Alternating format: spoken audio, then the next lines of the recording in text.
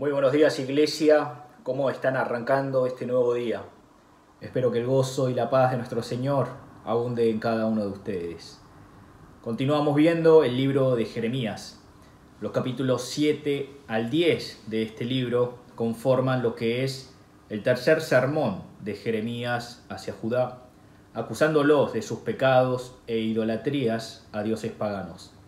Por eso, para ubicarnos un poco en el contexto, tenemos que recordar la revelación continua del pueblo de Judá hacia Dios, sin querer mostrar ni un mínimo de arrepentimiento.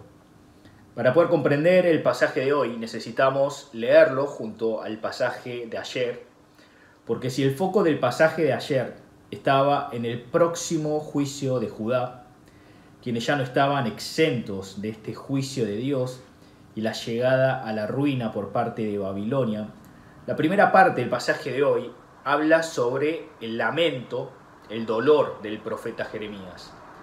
Nosotros recordamos y calificamos al profeta Jeremías como el profeta de las lágrimas. La razón era porque Jeremías lamentaba el juicio próximo de Dios hacia su pueblo, mostrando cierta tristeza y desazón en su corazón. Por eso, luego del libro de Jeremías, podemos ver el libro de Lamentaciones del mismo profeta. Pero acá es importante recordar que Jeremías era un profeta de Dios, es decir, proclamaba y anunciaba las inminentes palabras y obras de Dios. No solo eso, sino también su emoción, su tristeza, su dolor al ver que Judá no quería regresar hacia Dios. En los versículos 18 y 19 de hoy podemos ver el sufrimiento del profeta y también el sufrimiento de Dios por la negación del pueblo de querer volver hacia Dios. Está comparando al pueblo como el grito de una hija. En el versículo 21 también dice: quebrantado estoy por el quebranto de la hija de mi pueblo.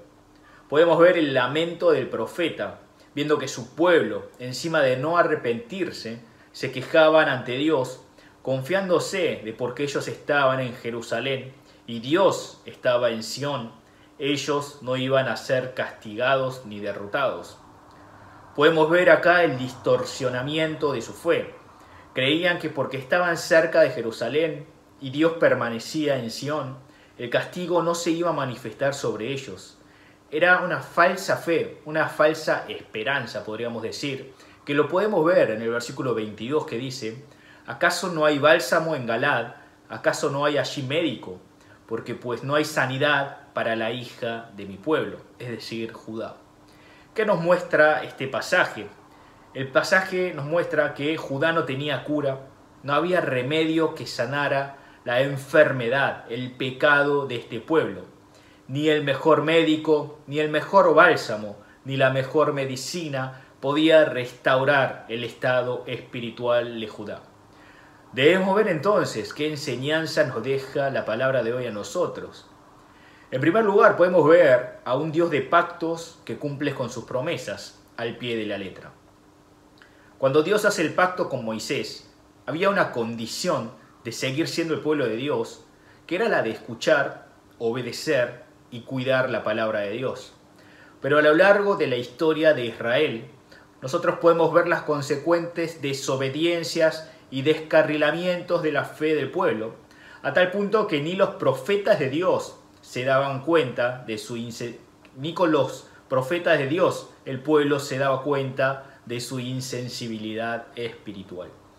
Debemos siempre por eso recordar, rever, reflexionar sobre nuestra vida espiritual, arrepentirnos día a día de nuestros pecados y siempre vivir en humildad ante Dios.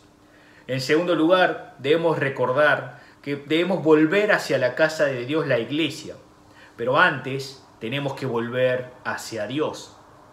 Judá pensó que porque ellos estaban en Sión y Dios estaba presente allí, no iban a ser llevados a la ruina. Tuvieron una fe en vano. Ellos no obedecían a Dios, pero por la simple razón de estar en Jerusalén, pensaron que Dios no los iba a castigar e iban a estar eximidos de ese castigo. Muchas veces nosotros también pensamos que con solo asistir a la iglesia física estamos bien espiritualmente, pero tenemos que primeramente volver hacia Dios. Antes de las diferentes actividades y coinonía con los hermanos, antes de volver a las personas, debemos volver primeramente a Dios. Y una vez que volvemos ante Dios, debemos mutuamente edificar el cuerpo de Cristo, donde Cristo es la cabeza. Así como dice en Romanos capítulo 12, versículo 1, debemos entregarnos cada día como sacrificios vivos que agraden el corazón de Dios para entregarle un culto completo, racional a Dios. En este día, en este nuevo comienzo de semana, volvámonos hacia Dios, reflexionemos nuestra vida espiritual, nuestra vida pecaminosa, alejándonos de todo pecado que nos hace no ver a Dios y vivamos una vida cercana, centrada en Cristo Jesús. Dios los bendiga en este nuevo comienzo de semana.